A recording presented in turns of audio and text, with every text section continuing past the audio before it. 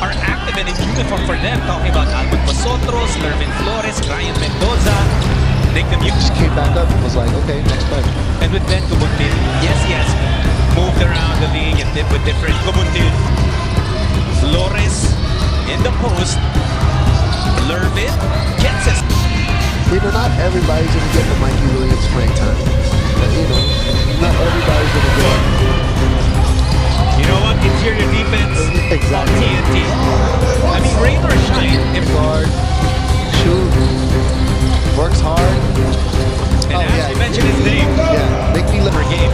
Ang TNT naman, just 82.2. As Mabuya adds 2 more to his team. Job in one of these games. And another 3-pointer. That's why and when he rolls, the help defender is so Ponferrada straight away 3. That's good.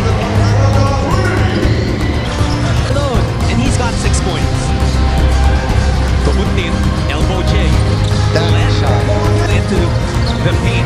No matter what happens, Ponferrada na naman. Make that 3! He's making it. Feeds Big Bo against Montapay.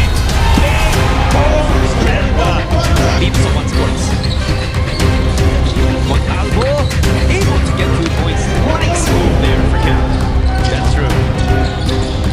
Kahit na wala ditong championship, you know, you always wanna money. Hand off to Asistio. Anton, couple of triples in. That's out. And then naman si Montalvo. The Euro to the pass out to the 3 on. Gumutin gets rid of the defense. Let Gumutin money on the throw. Another 3-pointer.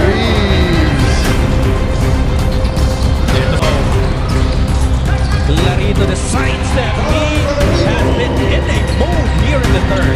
Nila makikita nila si Glenn Gumutin. Oh, look at Mabuya there. With a tip in. The deflection there ruins the flow of the TNT offense. But Vosotros says, what are you doing?